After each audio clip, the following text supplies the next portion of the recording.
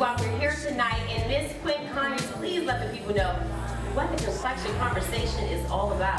The Complexion Conversation, such a topic that people want to know about. I'm pretty sure if you saw the advertisements on Facebook or Twitter, you're trying to figure out what exactly is a complexion conversation.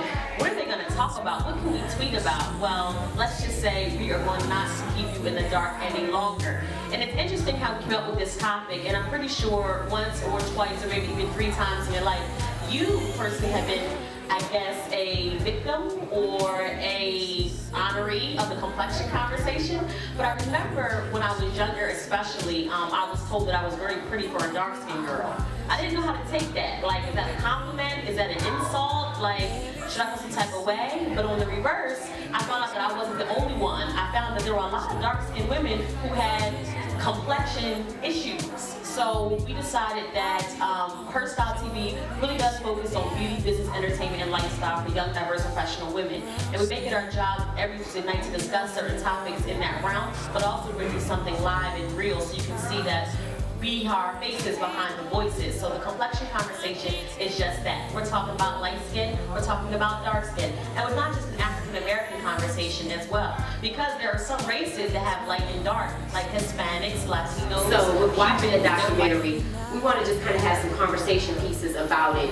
And one of the first things that I'd like to throw out there is that one of the ladies stated that the division of the complexion started with slavery between dark skin and the light skin. And I guess my question is, do you feel like that's true? It's with the African American culture, that is where it initially started. Let me start with my co-host, Quinn.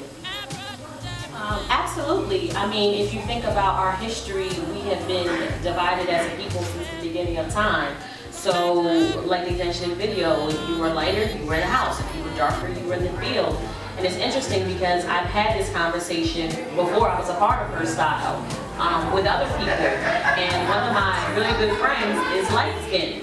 And I remember she was saying that, we talk about complexion or whatever, and I had my issues. I still may do it, start this thing called chocolate chicks for dark skinned women so they can empower and love themselves.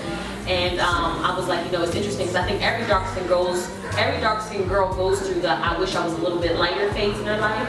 And she said, you know, it's interesting because dark women swear that they are the only ones who want anything. She said, when I was younger, I hated being light skinned. And I said, why? She said, because every day dark girls this. Okay, does the complexion conversation, does it affect women or men more? Do men think about their complexion? I pose this to the gentleman. He said no. He says no. No. I'm going to, no, go ahead. Go ahead, Quinn. I'm going to disagree. Uh-oh. And I'm not a man. But I'm going to disagree. I'm not a man. But I'm going to disagree.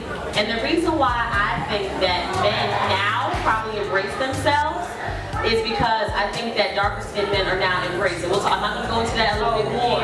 Yeah. But I feel like in the past, if you were light skinned with curly hair, you were in love with yourself being a man. It wasn't until Wesley Snipes, Tyson Beckford, Idris Elba stepped on the scene that black men was like, oh, you're not boys. You got a comment? Okay. I have always felt like that because I don't know, like I was up in Nazi white school, so I was like, okay, you know, that was the picture perfect of the girl next door, blonde hair, blue eyes, you know, fair skin, and I'm like, well, yeah, this whole chocolate thing, I don't look anything like this. I'm like, I'm not pretty. And then I'm like, it's always been that way of even being light skinned. Like even if you're light skinned and have long, wavy, pretty hair, I always felt that I was like the odd man out. Like I'm not pretty as everybody else.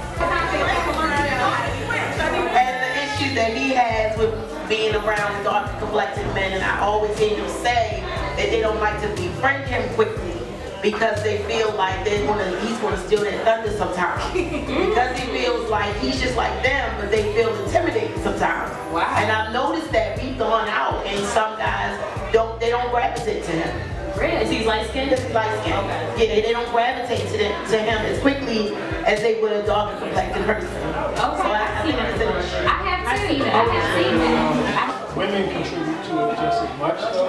Okay. Okay, wait a minute. Mainly because it depends on the era. I mean, when you had the Albie Shore era, light skin brothers was in. Yes. You know what I mean? And like, Unibrows are in too. Unibrows. like you say now, Iris is in. So dark skin brothers are, they're winning right now. But for guys, it was never the complexion. It was just more of just who was in at the time. Light skin brothers making a comeback and things like that. And that was kind of the tone for that. But then when you're in the middle, I mean, such as me, I mean, I'm Puerto Rican and black. So no one ever sees the difference in complexity for me in that sense. So I've never gone through the light skin brother stage or the dark skin brother stage. So you're with Women definitely contribute to what they see and what they like. I think the complexion conversation hurts even more because it's your own. You make me want a Hershey's kiss, your licorice. Every time I see your lips, it makes me think of honey.